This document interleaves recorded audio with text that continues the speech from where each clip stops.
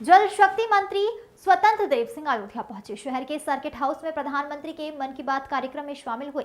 इस दौरान उन्होंने सर्किट हाउस में प्रेस वार्ता की। प्रेस वार्ता के दौरान उन्होंने प्रदेश में 10 सीटों पर होने वाले उपचुनाव पर स्वतंत्र देव सिंह ने कहा कि संगठन और योगी सरकार के नेतृत्व में गारंटी में कहता हूं कि हम सभी उपचुनाव जीतेंगे और एक तरफा चुनाव जीतेंगे। वहीं केंद्र व प्रदेश सरकार की उपलब्धियों के बारे में स्वतंत्र देव सिंह ने कहा कि पूर्व में कांग्रेस और सपा की सरकारों को आप लोगों ने देखा है। आज भाजपा की सरकार में एक से एक हाईवे हैं, एक्सप्रेसवे हैं, एयरपोर्ट है, कहीं अंतर्राष्ट्रीय एयरपोर्ट है, सड़कों का जाल बिछा हुआ है। प्रधानमंत्री सड़क योजना, प्रधानमंत्री आवास व मुख्यमंत्री आवास, जिन लोगों को कभी आवास नहीं मिलता था उनको आज पक्के मकान मिले हैं। दीदी आज लखपति बन चुकी है। गांव में व बाहर लोगों को रोजगार के अवसर मिल रहे हैं। कौशल विकास के तहत लाखों लोगों को रोजगार मिल रहा है। पिछली सरकारों ने नौकरी में हेराफेरी की, लेकिन भाजपा की सरकार में प्रदेश में 6 लाख से ऊपर लोगों को नौकरियां दी गई।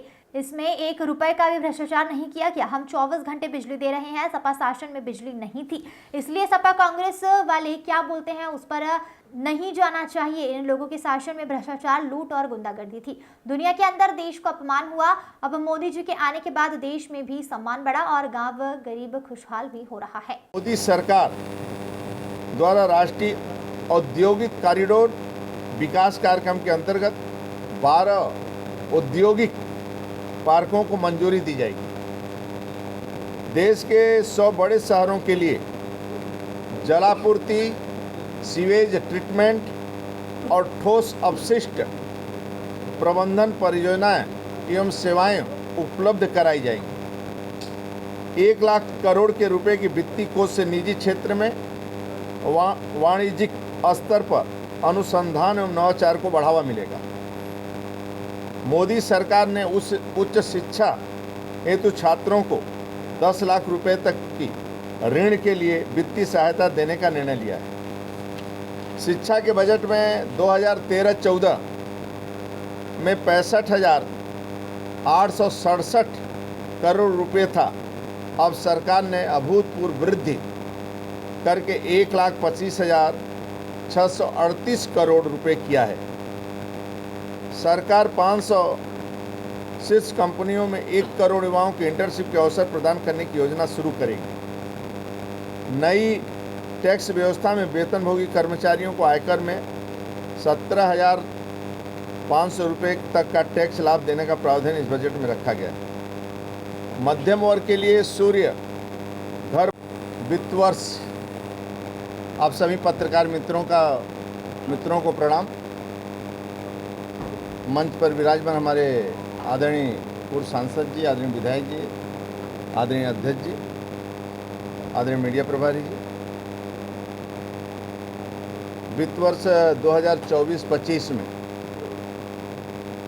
आदरणीय मोदी जी के मार्गदर्शन में माननीय वित्त मंत्री श्रीमती निर्मला सीतारमण जी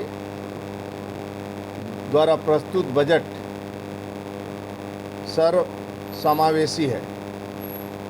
मोदी सरकार के सभी बजट की तरह इस बजट ने भी समाज के सभी वर्गों का ध्यान दिया है। सभी को साथ लेकर चलने वाला ये बजट मोदी जी का विजन को दर्शाता है। मोदी जी सदैव कहते हैं कि उनके लिए 4 सबसे बड़ी जाति है: महिला, युवा, किसान और गरीब। इस बजट में सभी के लिए नई संभावनाएं हैं। मोदी सरकार के इस बजट में 9 मजबूत स्तंभ हैं। कृषि क्षेत्र में उत्पादकता और लचीलापन, रोजगार और कौशल, समावेशी मानव संसाधन और विकास एवं सामाजिक न्याय, विनिर्माण एवं सेवाएं, शहरी विकास, ऊर्जा संरक्षण, अवसंरचना और नवाचार, अनुसंधान एवं विकास, नई पीढ़ी की सुधार। आदरणीय मोदी जी सरकार ने कृषि से संबंधित क्षेत्रों के लिए 1,52,000 करोड़ रुपए देने का निर्णय किया है। देश में ग्रामीण अर्थव्यवस्था को वृद्धि और रोजगार सृजन में तेजी लाने के उद्देश्य से राष्ट्रीय सहयोग नीति तैयार की जाएगी।